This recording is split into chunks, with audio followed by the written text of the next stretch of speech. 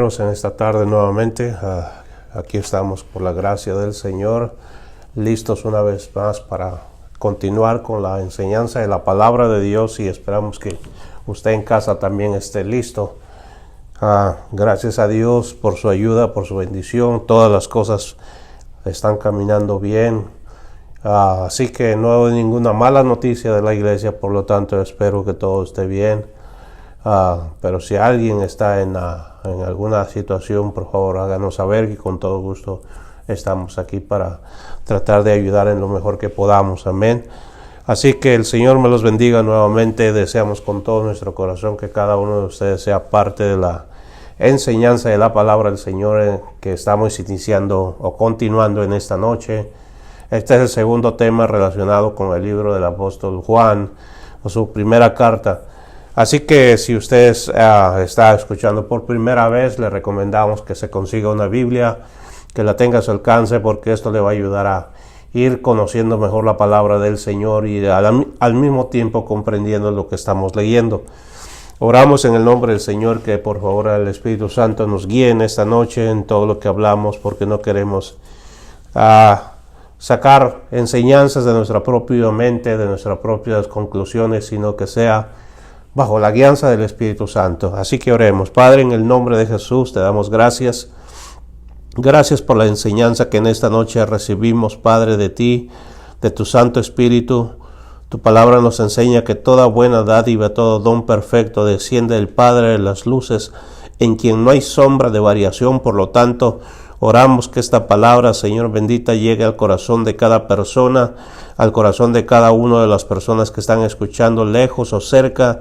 Padre mío, en cualquier parte de esta tierra, Señor, oramos que en el nombre de Jesús esta palabra sea vida para su alma, Señor, y que cada persona que escuche pueda, Padre mío, comprender los planes divinos que tú tienes para con cada uno. Gracias, Señor, por tu santa palabra. Gracias, Padre mío, por librarnos de las enfermedades, por librarnos de las tentaciones, por librarnos de todo lo que el enemigo está levantando, lo que Satanás está haciendo, Padre, en esta tierra. Gracias porque tú nos pones a salvo bajo las poderosas manos tuyas, Señor. En el nombre de Jesús oramos, pues, dando gracias por todo, porque tú eres nuestro Salvador y nuestro Señor. Amén. Bendito sea el nombre de Jesús.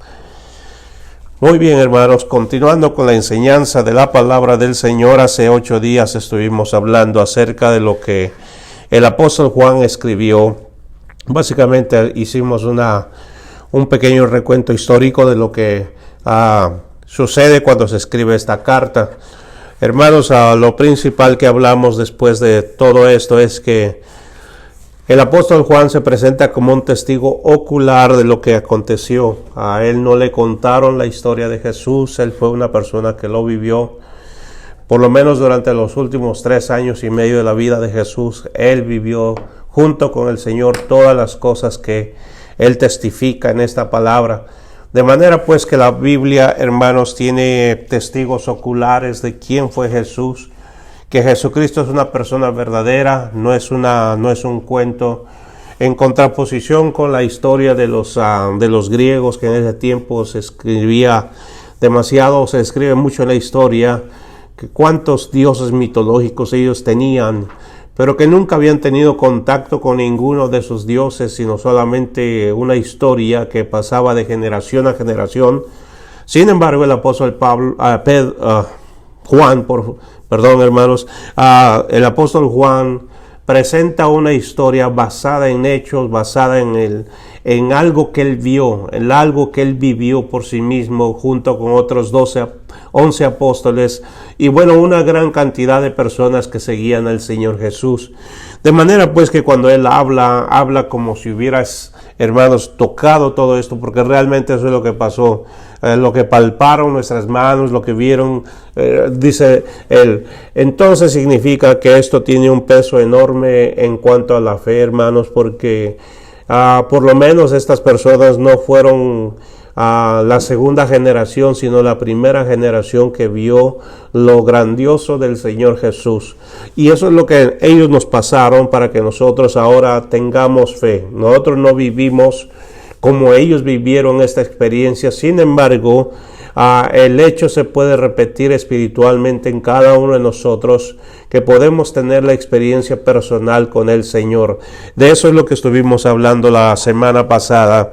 Ahora continuando en el verso 3, dice, aquí leemos la palabra del Señor, primera de Juan capítulo 1, en el verso 3.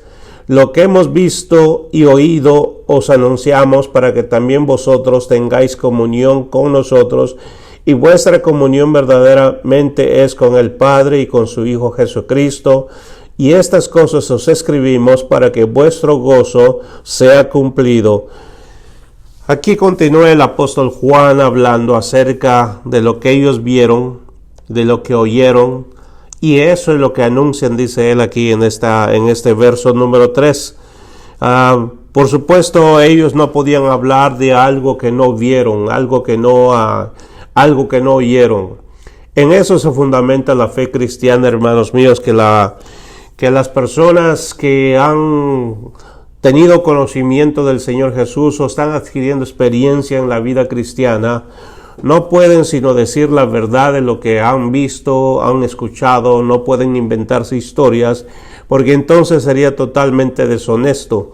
Y la palabra del Señor nos enseña que el apóstol, cuando presenta estas evidencias, es porque él las vivió.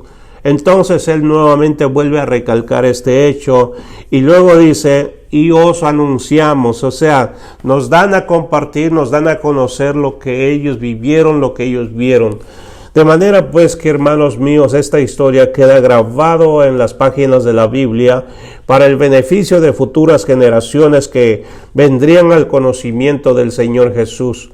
La fe cristiana, hermanos míos, no es algo que se pueda heredar, no es algo que se pueda tener como por tradición, como muchas de las religiones que ahora existen en la tierra.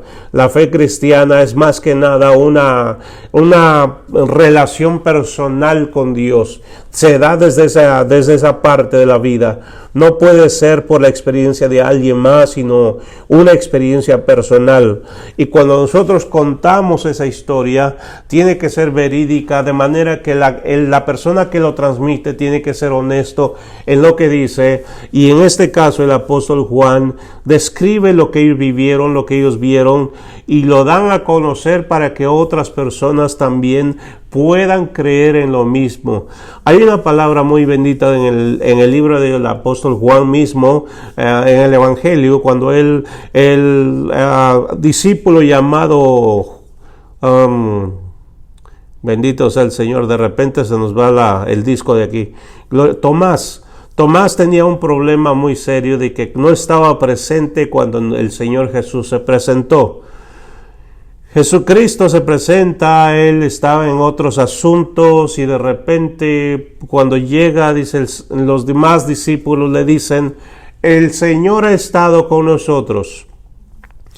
Él entonces dice, miren, yo no sé qué habrá pasado con ustedes, pero yo hablo por mí. Si yo no pongo mi dedo en sus manos, no pongo mi dedo en su costado, no miro los clavos o el hoyo de los clavos en los pies, yo no voy a creer. Yo no creo en eso, simple y sencillamente. La incredulidad estaba en el corazón de este varón, puesto que no había estado ahí cuando el Señor se manifestó. En la siguiente ocasión estaban todos nuevamente reunidos y ahí estaba Tomás entre ellos, cuando de repente el Señor se aparece y exclusivamente llama a Tomás y le dice, ven, acércate. Me dice, mira mis manos, mira mis pies, mi costado, pon tus dedos y no seas incrédulo sino creyente. Y el Señor da un mensaje muy tremendo en ese momento, porque eso es lo que abarca para nosotros los que vivimos en este tiempo. El Señor dice, bienaventurados los que no vieron ni creyeron. O sea, se refiere a la gente que iba a vivir después de los apóstoles, que no iban a ver el hecho, pero que iban a creer por lo que ellos iban a dejar escrito. Esto significa, hermanos míos, que Dios de alguna manera se aseguró que nosotros supiéramos la historia verdadera, una historia con hechos reales, para que nosotros no estuviéramos basando nuestra fe en algo mitológico, en algo que no fue cierto, sino en algo que se llevó a cabo para el beneficio de la raza humana. Por eso es muy importante que cuando escuchamos la palabra del Señor tengamos en cuenta que estas personas están transmitiendo lo que ellos vivieron. Y eso nos ayuda, hermanos, a tener confianza y fe en lo que está escrito porque es verdadero. Nadie, hermanos míos, se inventó una historia así de esta manera. Hay muchas razones por las cuales podríamos decir por qué por qué creemos en lo que la Biblia dice, pero ese no es el punto de esta noche, sino el punto es que nosotros estamos ahora compartiendo lo que ellos dejaron escrito. Y de ahí para adelante, quizás si Dios nos permite, muchas otras generaciones van a poder de la misma manera escuchar el mensaje como usted y yo lo estamos escuchando en esta noche. Pero la experiencia personal y el testimonio de estas personas, hermanos, van de la mano para los que han conocido a Jesús como el Salvador. O sea, el testimonio y la experiencia personal, hermanos, son dos cosas que van juntas, no se pueden separar. Y eso es algo que nosotros debemos de tener en mente ahora que conocemos al Señor Jesús. Y si usted no lo conoce, bueno, espero en el Señor Jesús que le pueda conocer, porque va a encontrar que la experiencia personal con el Señor es algo maravilloso. Pero de esa experiencia personal nos da un testimonio personal a nosotros para poder hablarlo con otras personas. Así que, hermanos míos, todo lo que uno oye, lo que ve, lo que siente de parte de Dios y aprende de la palabra, hermanos míos, comienza a ser un instrumento útil para que otros conozcan del Evangelio, así como el testimonio de Juan y lo que él vio, lo transmitió en sus escritos para que nosotros pudiéramos de alguna manera ser beneficiados, y gracias al Señor por esa bendita oportunidad que se nos dio. Testificamos, hermanos míos, cuando hemos conocido a Jesús, que Cristo es el Salvador del mundo. Ese testimonio no puede fallar, hermanos, en ninguna forma. Y para todos aquellos que nos escuchan, que no tienen experiencias personales con el Señor todavía, sépase que el camino hacia la fe, el camino hacia la vida eterna, comienza con el conocimiento de Jesucristo como nuestro Salvador. Ahí es donde comienza todo. Los discípulos siguieron al Señor, hermanos míos, en base que se estaba anunciando que aquí estaba el Mesías. Eso es lo que estaba anunciando Juan el Bautista en los días de los discípulos. Y entonces ellos, por curiosidad, algunos llegaron. Entonces ya una vez que ellos llegaron, Juan les presenta a Jesucristo y le dice: he aquí el Cordero de Dios que quita el pecado del mundo. O sea, si usted mira entonces que la primera cosa que sucede en el Evangelio es que necesitamos conocer a Jesucristo como su Señor y Salvador, como nuestro Salvador personal. Eso es lo primero que acontece en la vida de cada persona, y eso es lo que se anuncia en la palabra del Señor. No se anuncia ninguna otra cosa. Hermanos, todo lo demás puede ser secundario, porque lo principal que anuncia el Evangelio es que Jesucristo vino para salvar al mundo y salvarnos de la maldad, del pecado y de las garras de Satanás. Esa es la situación o la razón por la cual Cristo viene al mundo. Por eso es que predicamos que Jesucristo es el Salvador del mundo. Eso es algo que compartimos con todo el mundo. Testificamos que solamente en Él está la vida. Y eso, hermanos, ya lo vimos en el verso 2. Jesucristo proclamó en diferentes ocasiones que Él era la vida. Entonces significaba, hermanos míos, para sus tiempos, algo como un sacrilegio, porque estaba hablando de cosas que las otras personas no entendían. Algunos lo acusaron de ser una persona, hermanos, que estaba fuera de su mente.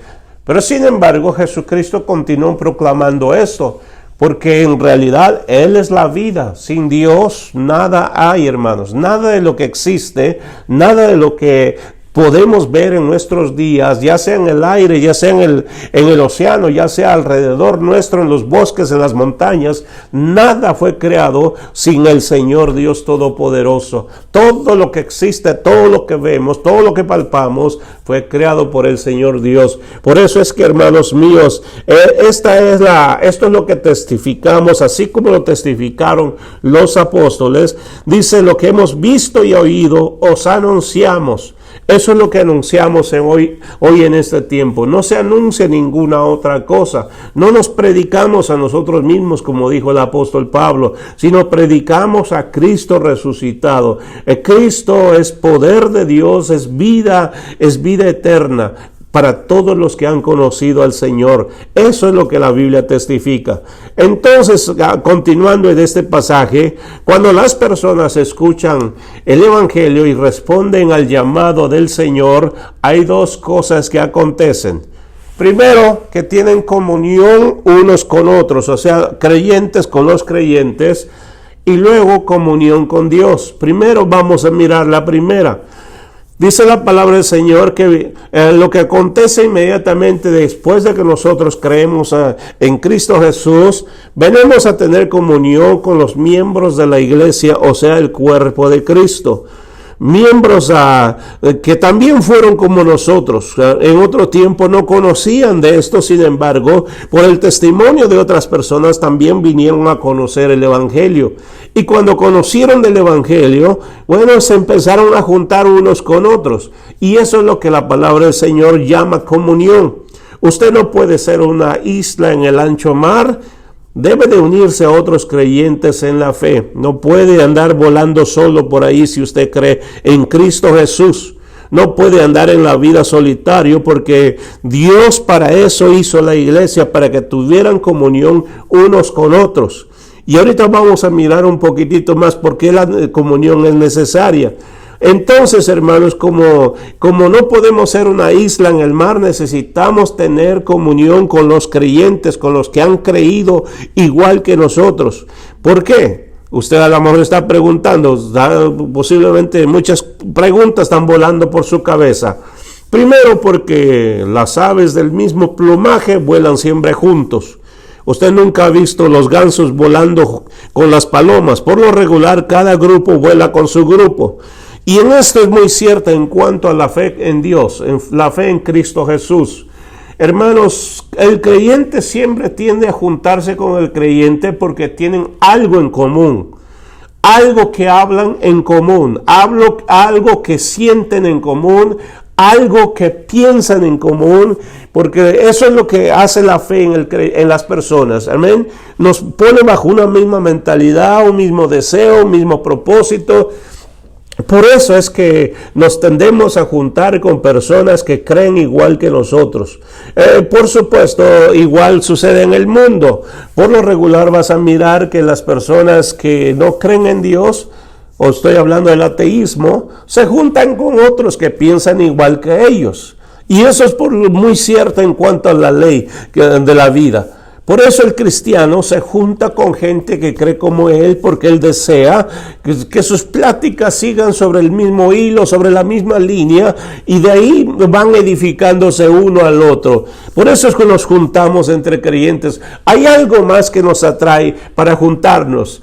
Es la presencia del Espíritu Santo, porque cada persona que cree en el Señor es sellado por el Espíritu Santo, y eso es lo que nos une, eso es lo que nos junta. No nos juntamos porque nos caemos bien, no, eso puede encontrarlo en la cantina, puede encontrarlo en la escuela, puede encontrarlo en cualquier otro lado, pero en la iglesia, hermanos, más que caernos bien, nos juntamos porque dentro del creyente hay un espíritu que nos une, y ese es el Espíritu Santo, independientemente de cuál sea nuestra nacionalidad, de cuál sea nuestro color, de cuál sea nuestro tamaño, independientemente de eso, el Espíritu Santo se encarga de unirnos a todos en un mismo cuerpo, o sea, la iglesia. Esa es la razón por la cual nos juntamos. Y no puede ser de otra manera distinta. Lo segundo es que, hermanos míos, nos juntamos o volamos juntos es porque no podemos tener comunión con las tinieblas ya no más. Ahí estuvimos, de ahí Cristo nos sacó, y para volver otra vez para atrás, hermanos, eso sería terrible. Uno, cuando ha salido de las tinieblas, sabe lo que las tinieblas hacen.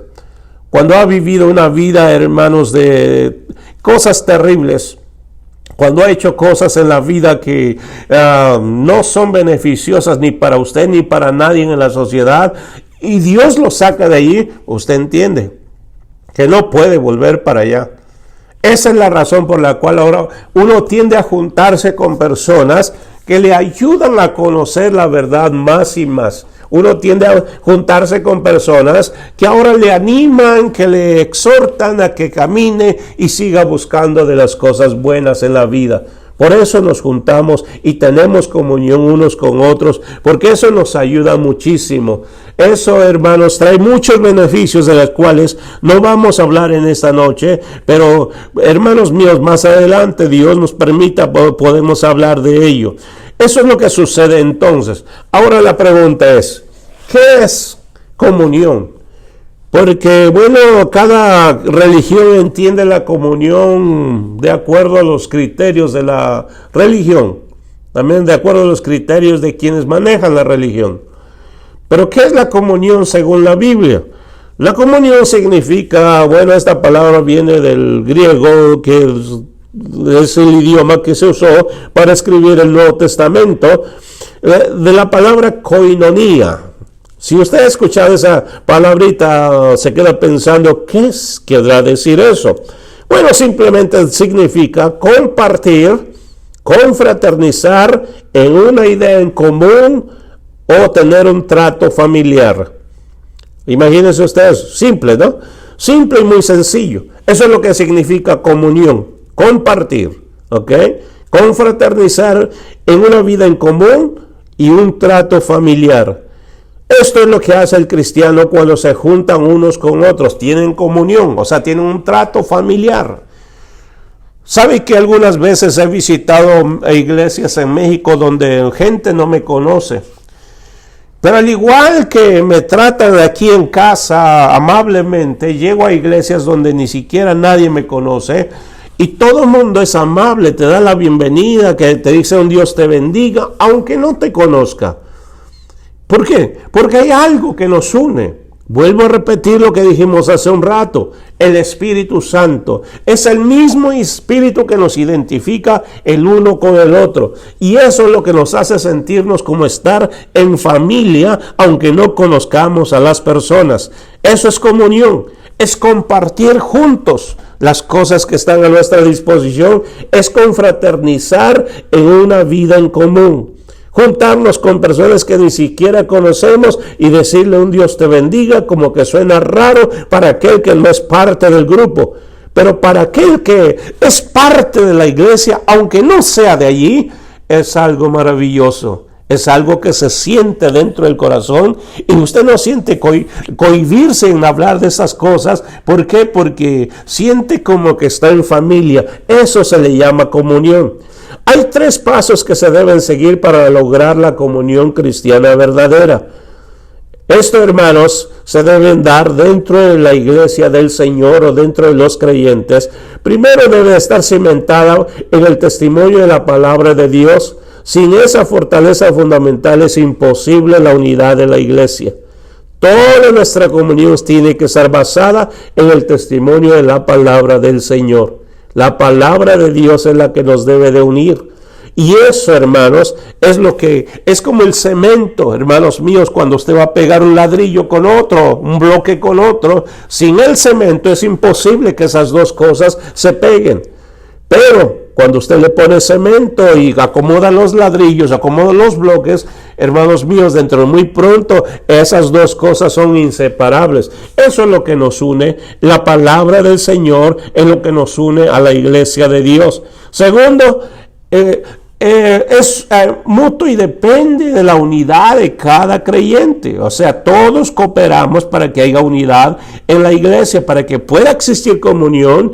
Hermanos, tiene que depender de cada persona que coopere para ello. Hermanos míos, todo creyente nacido de nuevo solo tiene una cosa en su corazón y en su mente. Cuando alguien es verdaderamente transformado por el Señor, solamente tiene una cosa en mente: quiere agradar a Dios. Aquel que no ha sido transformado por el Señor tiene su propia agenda, tiene sus propias ideas, tiene sus propios pensamientos, sus propios planes. Pero aquel que ha sido transformado por el Señor solo tiene una cosa en mente: agradar al Señor. Por eso, hermanos míos, es que es imposible que haya unidad si los creyentes no cooperamos. Tercero, debe renovarse cada día por medio del Espíritu Santo. La verdadera comunión combinada, lo social y lo espiritual, se logra solo mediante una relación viva en Cristo Jesús. Todos los días nos dejamos renovar por el Espíritu Santo. Y no solamente nos renueva, pero renueva a los demás. Y eso crea, hermanos míos, un deseo de convivir con otras personas continuamente. Cuando alguien ya no desea juntarse con los hermanos, cuando alguien ya no desea tener comunión con otros creyentes, algo está pasando en su vida. Algo está sucediendo en su corazón. Alguien más está influyendo en su relación. Ya Dios no está totalmente ahí. Algo está influyendo en esa relación para que su mente esté divagando en otras muchas cosas. Por eso todo aquel que quiere tener comunión con Dios es porque el Espíritu Santo lo está impulsando a que tenga esa comunión. De otra manera no sería posible. Viendo estas cosas más a fondo, hermanos, nos damos cuenta que la unidad de la iglesia juega un papel muy importante en la comunión de los creyentes. Fíjense que aquí hay varias cosas que incluyen: unidad, amor, compromiso, que da como resultado la comunión. Es algo muy importante tener esto en cuenta, hermanos míos. Debe haber unidad entre los creyentes para que haya, hermanos míos, esa comunión con un creyente con otro. Debe de haber amor, debe de haber un compromiso, porque todos debemos estar comprometidos a tener comunión unos con otros, para que al final de cuentas se pueda dar esa comunión. La comunión tiene un elemento que no puede fallar en todo esto, y ese es el amor. El amor, hermanos, juega un papel muy importante en la vida de los creyentes. Muchas ocasiones, cuando una persona asiste a la iglesia, si el Espíritu Santo no está en su vida, por lo regular va a ir a una iglesia solo a mirar lo que pasa, a criticar lo que se está haciendo, a mirar solamente las cosas buenas y las cosas malas que se hacen.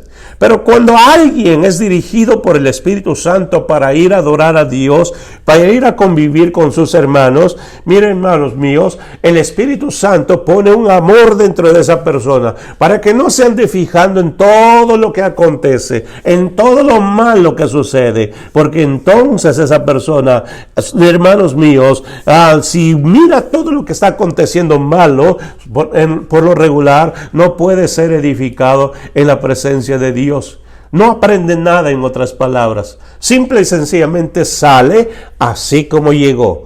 Por eso es que muchas veces no hay cambios en la vida de una persona, porque no estamos dispuestos a dejarnos llenar por el Espíritu Santo de amor. En ocasiones hay personas que van a la iglesia como un compromiso social, como un compromiso religioso, como un compromiso tradicional. Hermanos míos, las cosas no funcionan cuando se vive de esa manera. En realidad el Espíritu Santo no puede llenar el corazón de las personas de amor, porque ese es el elemento indispensable para unir a los creyentes. Sin amor es difícil unir a una pareja, sin amor es difícil unir a una familia, pero sin el amor unir a los creyentes. Así que, hermanos míos, lo que quiero dejarle en su mente y en su corazón en esta tarde, que el amor tiene que jugar un papel muy fuerte en la comunión de los creyentes.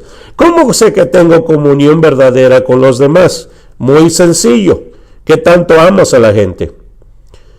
Es muy sencillo responder a esa pregunta. ¿Cómo sé que tengo verdadera comunión con los demás? ¿Tú amas a los demás? Si no amas, puedo decirte con toda libertad que tú no amas, que tú no tienes amor por las demás personas. No tienes comunión. Es simple el asunto. Pero esto va más allá, lo voy a dejar para un momento más porque quiero que comprendan lo que estamos hablando. La comunión entonces implica dejar a un lado nuestros intereses privados y unirnos a otros en la iglesia en Cristo Jesús. Por eso es muy importante que cada uno de nosotros tengamos presente que cada persona que se acerca al Señor tiene que dejar a un lado sus intereses privados para unirse con un propósito en común con todos los demás creyentes. Lo segundo que acontece cuando alguien viene al Señor, y esto lo estábamos hablando al principio, que suceden dos cosas cuando alguien escucha el Evangelio. Lo primero entonces es que tiene comunión con la iglesia, pero lo segundo es que va a tener comunión con el Padre y con su Hijo. Este es un punto bien importante. La comunión tiene un trasfondo más grande que simplemente unirse a un grupo de personas y convivir con ellas. Al tener comunión unos con otros, fíjese que nos lleva a la comunión con Dios y viceversa. Si usted tiene comunión con Dios, va a querer convivir con aquellos que aman a Dios. Pero si usted convive con aquellos que aman a Dios y usted ama a esas personas, va a convivir con Dios y con su Hijo Jesucristo. O sea que funciona de ambas formas. No puede funcionar una sola forma. De manera que, hermanos míos, cuando nosotros convivimos unos con otros, esto da a entender que amamos a las personas, pero a la misma vez también amamos a Dios. Convivimos con Dios. Eso es muy importante en nuestra relación personal unos con otros. Una de las leyes que el Señor Jesús hizo claro cuando una persona viene y le pregunta cuál era el mayor de los mandamientos, el Señor Jesús le hizo ver claro, el primero, amarás a Dios con todo tu corazón, con toda tu mente, con todas tus fuerzas, con todo tu ser, todo básicamente. Eso es el primero. El segundo, amarás a tu prójimo como a ti mismo. Significa pues que esas dos cosas, si usted corta una porque solamente le gusta una de ellas, hermanos míos, usted tiene un problema. No puede simplemente amar a Dios y odiar a su prójimo.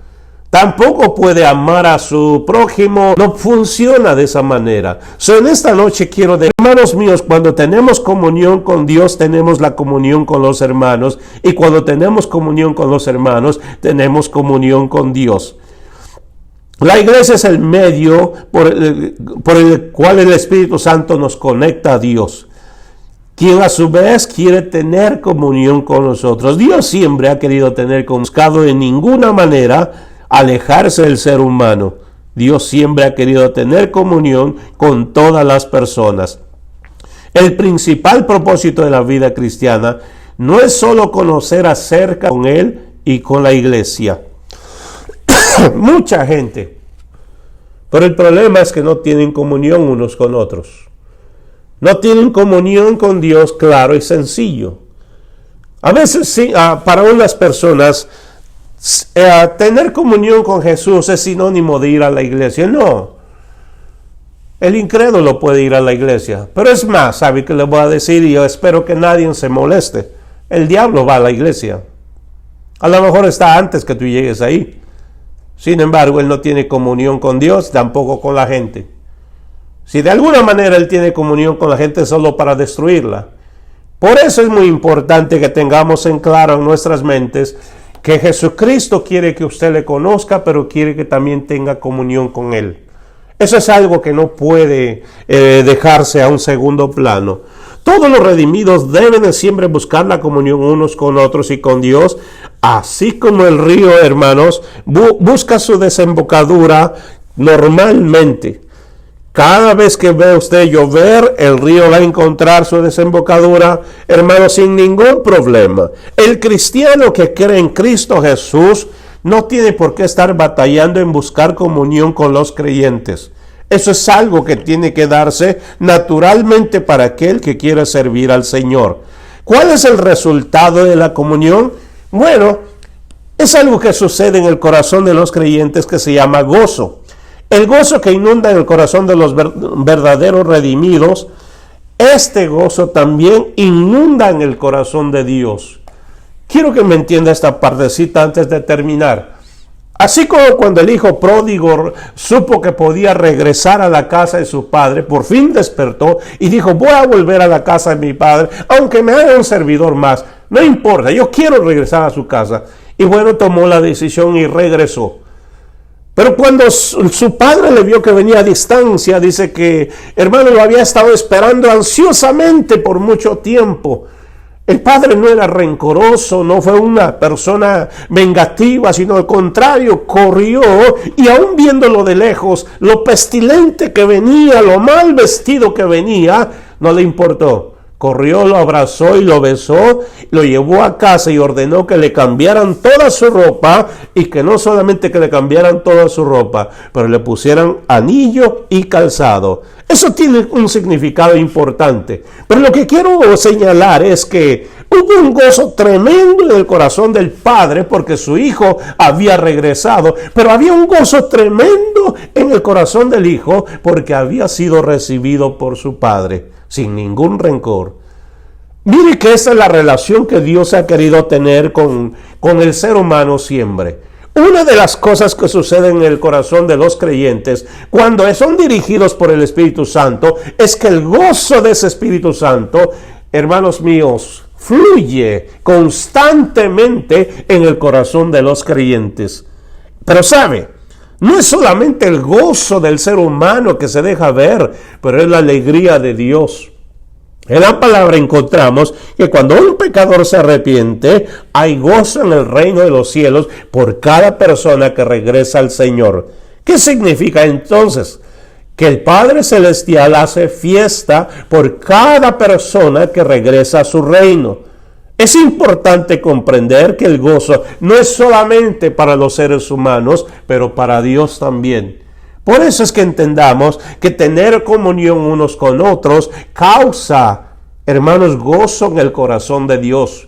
Contrario cuando la iglesia vive en divisiones, en pleitos, en disensiones, viven en problemas, viven fijándose el uno del otro de las cosas malas que hacen. Contrario a eso, eso causa dolor, eso causa problemas en el corazón de Dios. Pero no solamente en el corazón de Dios, causa problemas en la iglesia misma. Pero cuando nos amamos unos a otros, somos inundados por el gozo del Espíritu Santo que nos ayuda a vivir y a convivir con el resto de nuestros hermanos, y no solamente con ellos, pero a convivir con Dios. La falta de comunión significa dos cosas: que la persona tiene temor de acercarse a Dios o no sabe cómo hacerlo. Y en esta noche lo que quiero decirle a usted que me escucha, a lo mejor está por primera vez escuchándonos, si usted tiene temor de acercarse a Dios, es porque sus pecados todavía no han sido perdonados. Usted no tiene comunión con Dios todavía. El pecado causa temor en el corazón de las personas. Y a lo mejor no sabe cómo acercarse a Dios. El simple hecho de desear acercarnos a Dios ya nos tiene en la antesala para entrar a la presencia del Señor. Muy sencillo entrar a la presencia de Dios y acercarnos a Dios. Pero si usted conoció a Cristo y no tiene el gozo del Espíritu Santo, es porque no vive en comunión con sus hermanos.